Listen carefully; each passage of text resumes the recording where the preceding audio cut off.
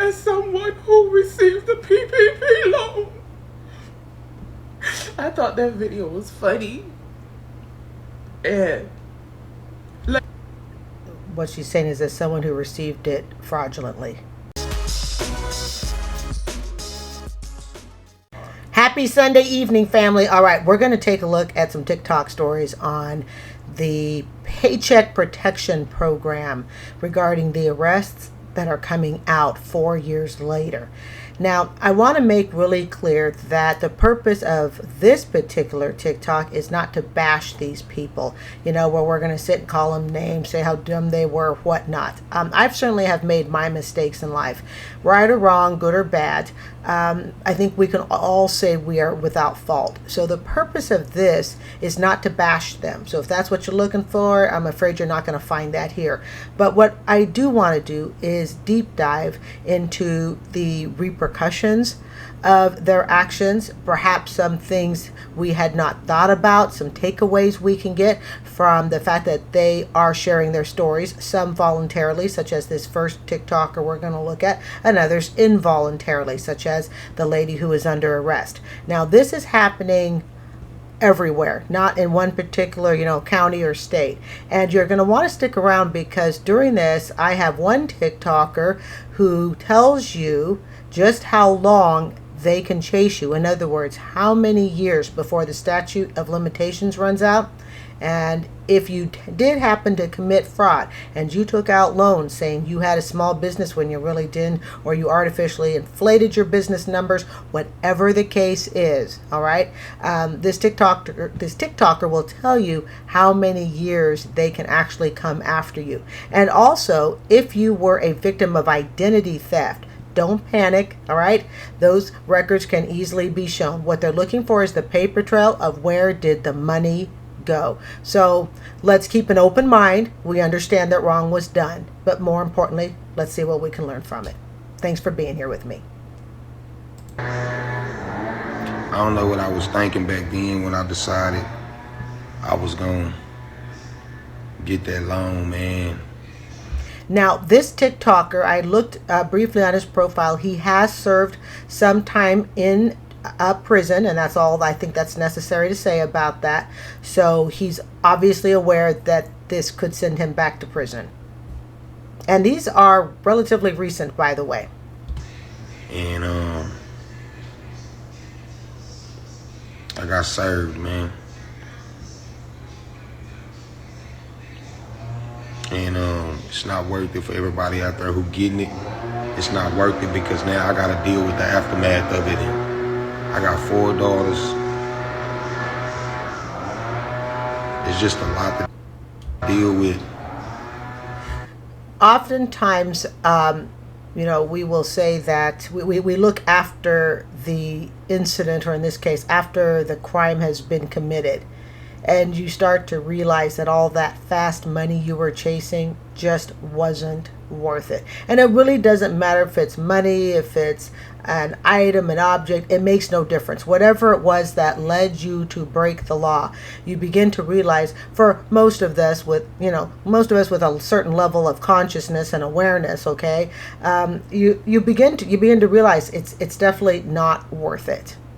Also, a lot of people are running around saying that there is a warrant list. And that's because if you go into PPP borrowers search, you can go right onto Google and find it. In fact, I did a short on it earlier today.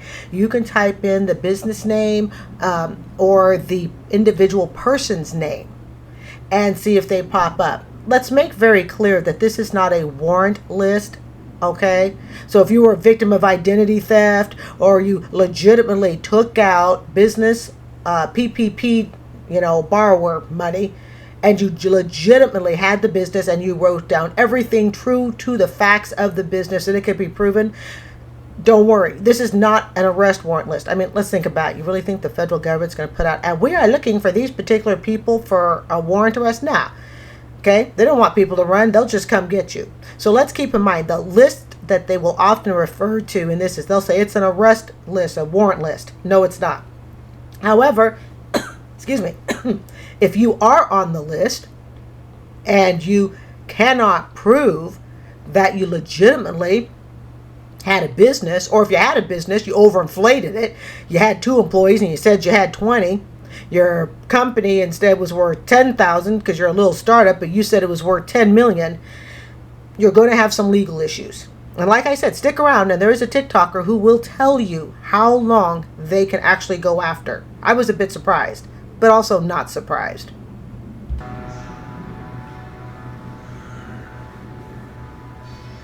It's not worth it, man. Don't put yourself in that situation. And I know y'all been like, damn, he been down the past few days. He ain't really been responding. They got me, man.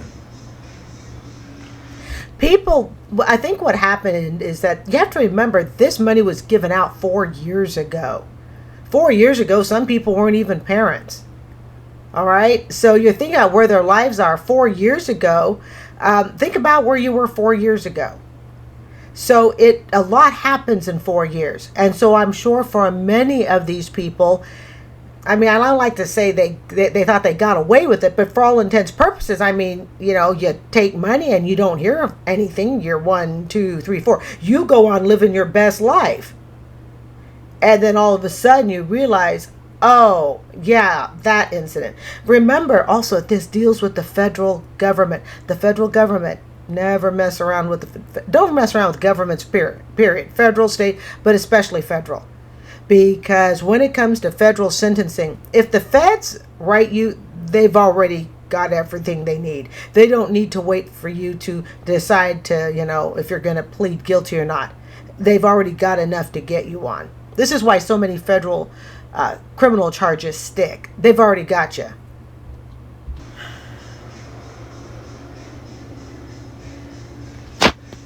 Guess I'll keep y'all updated on everything. I just got off the phone with the lawyer. He's telling me the best options that I have are to turn myself in. Like, what did I do to deserve this? Okay, let's back up to this guy right here. What did he do to deserve this? Well, you didn't deserve anything, but it's a result, it's the consequences of the choices that were made. It's not about deserving. I hope that makes sense. I mean, some therapy people go, well, yeah, you deserve all of this. Okay, in essence, I could say, yes, you deserve it. But but that's looking at yourself as a victim. That's looking at yourself as though you are helpless to control your own destiny. You are helpless to keep yourself out of jail. You are helpless to keep yourself employed. That's, you know, so when someone says, what did I do to deserve this? Without taking the entire situation in full, meaning finding out what was your role, what was your part. Now, where I could say that someone definitely didn't deserve it. Okay, you get up, you follow the traffic laws, and somebody sideswipes you on the road, yet you did nothing wrong. Okay, then I could, see, what I do to deserve that. Okay, I understand that, and oftentimes the phrase is not. It's taken more rhetorically, not so much to be answered, and I understand that that's this young man's position. When he says, "What did I do to deserve it?" But in this case, what did he do? If you really want to get technical, you made a choice. That choice had a consequence. And that consequence just happens to be possibly federal prison. Remember, this is federal money.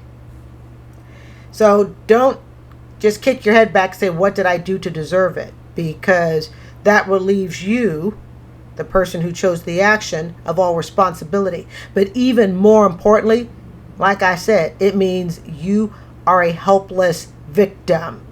You are playing helpless when you're not helpless, and you never were helpless.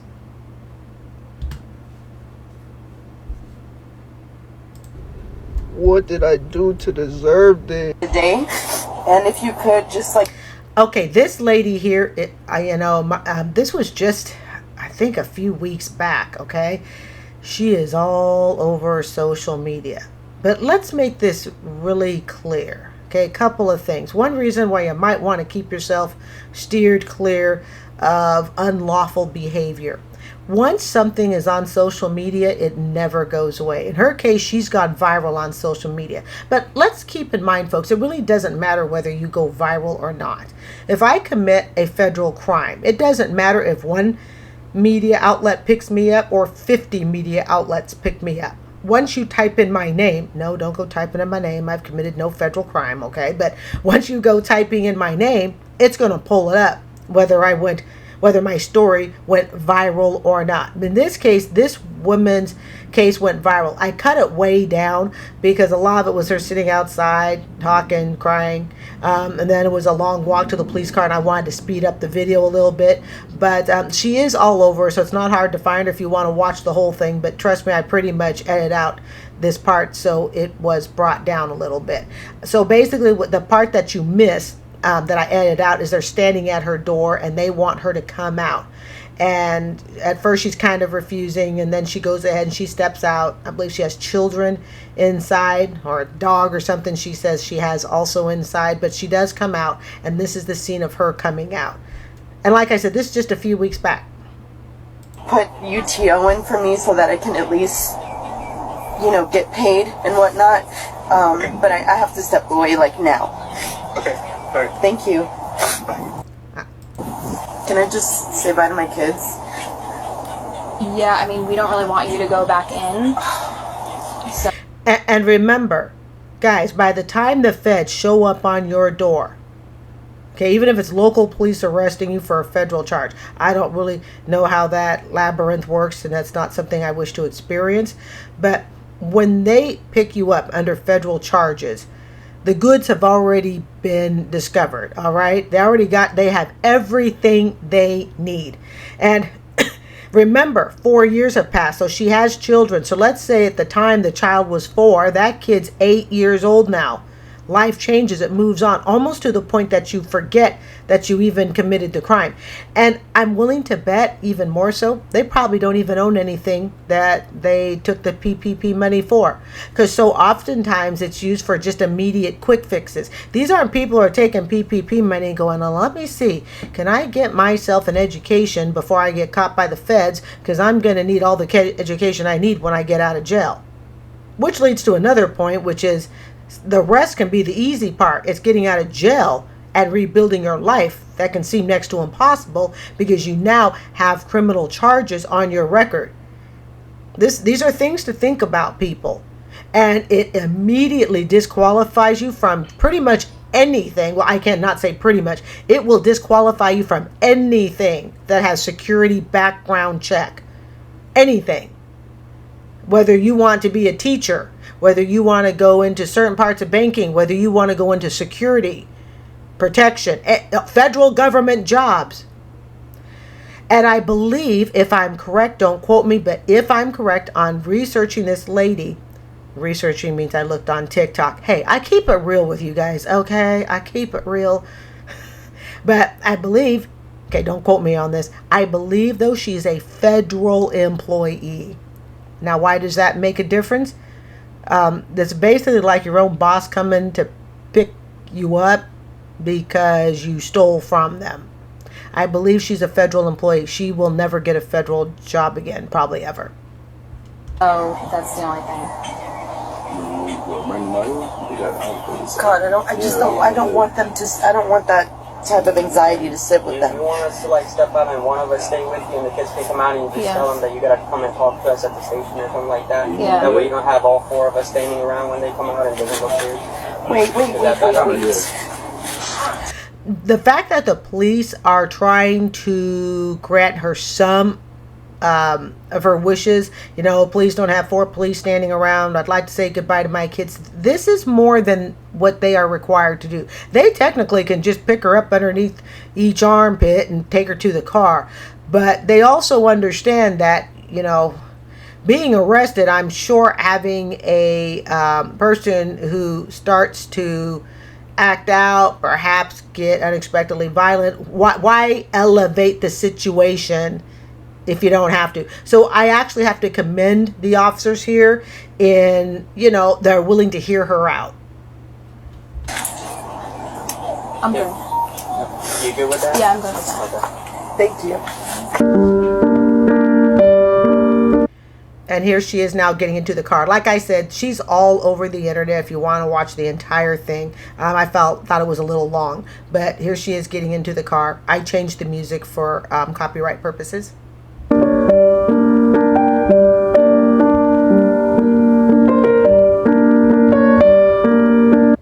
It says here for property under 20,000. Now, I don't know if you heard about the real estate. She's some realtor. Oh, I don't remember where.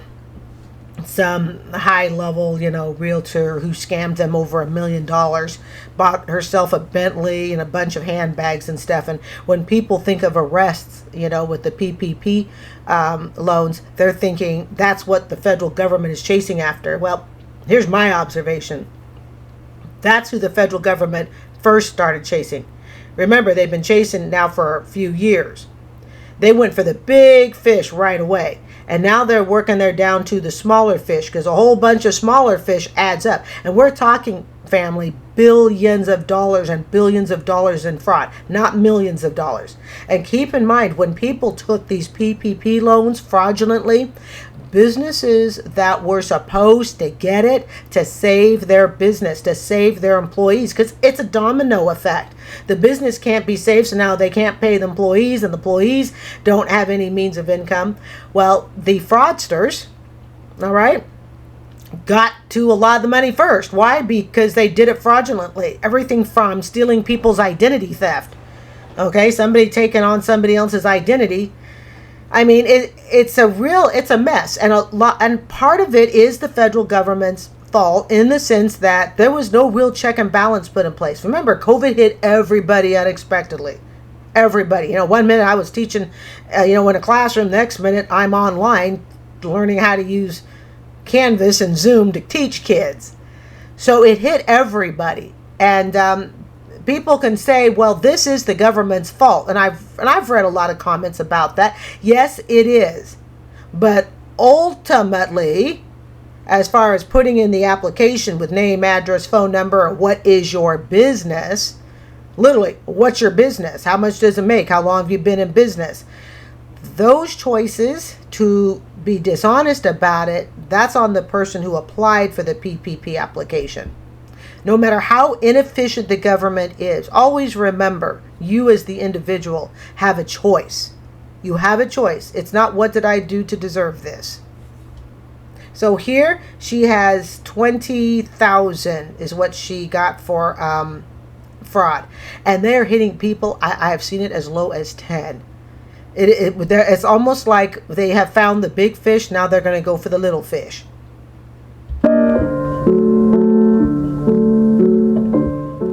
The PPP warrant list is real. Again, it's not a warrant list. It's the list of the people who borrowed money. And even though you may not have borrowed money, you may want to check to see if you're on the list. And here's why. Because people are doing identity theft. Yes, people are stealing other people's identity, including family members.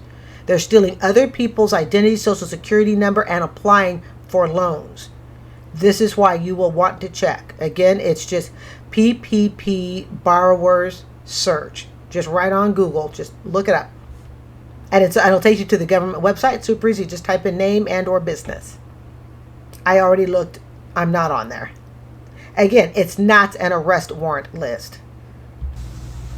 They have a real page with my name on it for $37,000. So this means that she claimed to have a business, but she didn't really have it, or she had one and it didn't make the money that she claimed that it did. Not only $37,000, but also because I used my child's father's name to open up a bank account to get $18,000. Oh, I forgot about that part. Okay, so she used her child. Oh, jeez, I forgot about that part. Identity theft. So now you got identity theft on top of PPP fraud. Sometimes we just dig ourselves into a deeper hole. This is one of those. There is no easy way out of this except just to pay the punishment. There's nothing your parents can do, your friends can do, nothing. And like I've said, the problem isn't necessarily, I mean, obviously it's all a problem, but jail's the easy part. It's coming out of jail and rebuilding your life. That's the hard part. And the other hard part, let's face it, again, because these videos are all recent, all right? It's knowing that you really can't move forward. And wait till you find out. Like I said, you know, coming up here shortly, a guy will tell you, who works with the PPP department, okay, he will actually tell you how many years they can chase you down for. In other words, the statute of limitation. And it's, you know, I'll give you a hint. It's not in the single digit. There's something about you can't move your life forward when you know you have charges hanging over your head. And they're going to peel through this list piece by piece. They're auditing it. That's the word. They're auditing it. This is a formal audit. We are going to look at every single person on this list.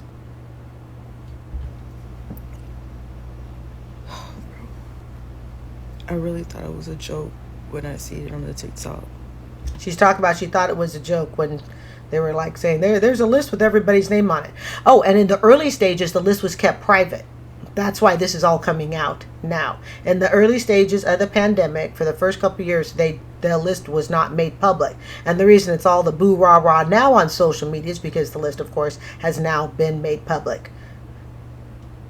Do you feel sorry for these people? You know, put in the comments if you feel sorry for them or not. You know, I think for the most part, I don't think we feel sorry for them, but I think we can look on the things that we've done. And it's always been my thought that everybody has broken the law at least once. It's just some people got caught and some people did not. And I pretty much believe that. I believe everyone has broken the law at some point. You just didn't get caught. There's so many people on there that I know that is on that list, bro. Now, if there are a lot of people on there that you know that might say that the crowd you're running around with perhaps is not the best crowd for you. Not if you're trying to elevate your social standing, to elevate your financial standing. And speaking of finances, think of the incredible domino effect financially this has. So she used her father's, her child's father's, her child's father's identity. So I guess probably a child out of wedlock, okay? But that's not the point of this, all right? So they have a child. Think of the money that was stolen through PPP. Now think of the money that's going to be lost to her being unemployed, okay? The defense of the court cases that she's going to have to go in front of. Now she's got to spend money on that. I mean, you start to look at what you're taking and the repercussions of it. It's not worth it. This is why, you know, with white collar crimes, you know, they're going for millions, and I mean millions and millions and millions. Then they head off to the Bahamas. They ain't doing it for no 20, 30,000. It's almost like the poor folk do it for the 10, 20, 30,000. I'm just saying. But if you think about the domino effect of this money, I mean, how much is this going to cost her now in not just the job she's going to lose, but the jobs that she can no longer get, the earnings you can no longer get because you have a criminal record.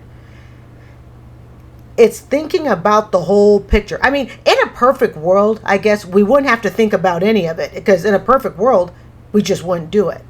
But we are imperfect people, and this is an imperfect world. So if you're going to do that sort of action, I would just ask you to think about it first. Think about the domino financial effect. Meanwhile, I just had a baby. Oh. I just had a baby, bro. Because 4 years ago when she did this, she didn't have a child. And she thought the world had moved forward.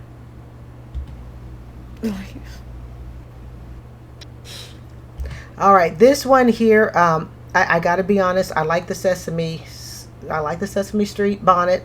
right? I sleep in a hair bonnet too, okay? A lot of people with ethnic hair sleep in bonnets. It helps keep our hair from drying out at night. So, yeah, that's kind of up my alley. I would sleep in a Sesame Street bonnet. I think she actually makes these, by the way, because again, I went on her page. I think she custom makes these with fabric. So she had a business, but again, apparently all was not on the up and up. Yeah, I don't want nobody to tell my story for me. So I'm gonna tell it for myself. 4 years ago, well, back in 2020, I made a video on TikTok. Here's the video.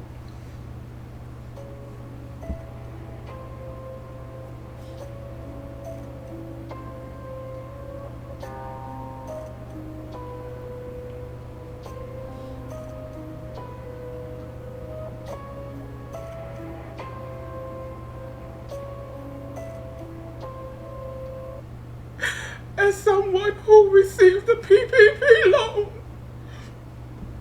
I thought that video was funny. And What she's saying is that someone who received it fraudulently. I literally never thought that anybody would get in trouble from it. And to know that people are finding out that their name is on the list. Again, the list is the PPP borrowers list. It's absolutely devastating.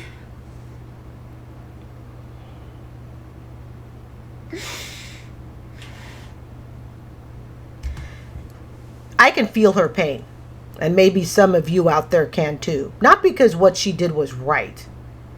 Okay, that's not what we're feeling. But we're feeling is the consequence of an action that we took, that we know that was so wrong, it feels insurmountable that we can never recover. Like I said, I'm not here to bash anybody. That's not the point of this. But I feel her pain. She made a grave mistake. Some mistakes are very, very grave, with very long-term consequences. And she's realizing this. Should she have known it beforehand? Sure.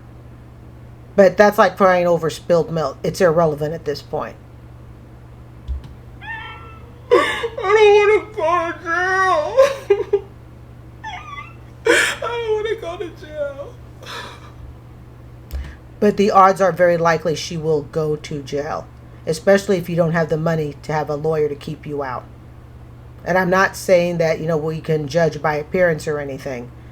All right. But most of them, if you're taking 10, 20, 30,000, I'm just kind of suspecting that, just like me, I'd be a small player too.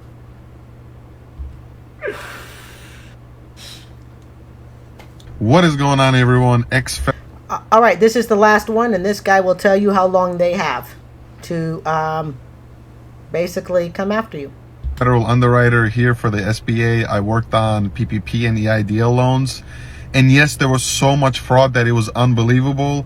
And yes, there's a fraud prevention system in place. And yes, for those people that have lied on their application, at some point, because of the 10-year period that you're signed to, they will come after you. The 10-year period is actually the time frame that they're allowed to chase. Okay. I don't know what I was. So what they have, as you just heard him say, is they have 10 years to come after you. I'll be really honest. If it had been me that had done it, okay, and I knew that I had done it, and I knew that they were going to come after me, I'm the type I would rather just turn myself in now. And I'll tell you why. It is better to get your punishment out of the way now while you're younger than it is to wait till you're even older. Because again, they have 10 years. Than to wait till you're even older and try to fix it. It's kind of like you can't enjoy your days. You can't enjoy birthdays, holidays, summers. You can't enjoy any of that knowing that this is over your head. Look, I'm no attorney, and I'm certainly not telling you what to do if by chance you happen to have done it. Okay, and you shouldn't have done it. You took the money. I just know if it were me, I'm the type, I'm going to plead guilty. I'm not even going to make you go find me. If you can afford an attorney to represent you, get one. And pray that because you turn yourself in, they might be a little bit more lenient. Pray that, do you have the money to pay it back in part or in full, which from what I can tell is not going to get you off the hook of prison. Basically, they're coming after people because it's kind of like to teach you a lesson, to teach public society a lesson, so to speak. I'm just the type that I would turn myself in because I can't enjoy a birthday, a Christmas, or anything else until I know what my sentence is, when it's going to be, how long I have to serve, the whole 9 thing. I'm the type, let's see, we're 4 years into it. They still have another 6. Well, I think it depends upon when you sign. They have 10 years from the time, from what I understand from this guy. They have 10 years from the time you took it. So some people might have taken it 2020. Some people might have taken it 2021. Just all in that time period. If you did happen to take it, do you really want to wait another 5 years for them to come get you? Because remember, folks, it's not a matter of if. They're going to find you. And bank records, easy. This is probably some of the easiest cases to crack. Just follow the money. It's all by bank and paper trail, all of it. And if you were a victim of identity theft, piece of cake. The money was never in your hands. No phone calls to ever you showed that you did anything. I've been a victim of identity theft through credit cards. I won't say how much or the company. Okay, but it was, and I had to go to the police, make a report, a whole 9 yards. It was a piece of cake because there was nothing on me that they could get. It was really obvious. And they checked my accounts, nothing. So I got off scot-free, yada, yada. But check and see if your name is on there. And I'm just the type that I would want it done. I'm like, just take me, I did wrong. Let me just serve my sentence and I can get ahead. Because let's say you do have to go to jail. Let's say, and some of them are going to jail for up to 30 years. That one guy in, I was going to put it on here, but I was afraid it would make the video too long. There's one guy in Miami, 30 years for a few million that he took. But most of these people, in the 10, 20, 30 range, okay, I don't think you're looking at 30 years. Again, I'm no attorney, and I don't know what your criminal history is. I don't know if it's 3 strikes, you're outlaw. I don't know. But what I do know is I can't live my life. I could not live my life knowing that this was hanging over my head. And to me, it would just be better for me just to admit it and say, you know what? I saw my name on the list. I confess. I absolutely did wrong. And nothing I can do can change that. And I would like to just go ahead and get this settled now. And you'll be that much further ahead down the road. And then, of course, as I've said earlier, the hard part comes in rebuilding your life. But that's another chapter for another day. I want to thank you guys for joining me. I hope you will consider subscribing. Family, my time is up. And so is yours. Happy Sunday night, everyone. Have a safe week.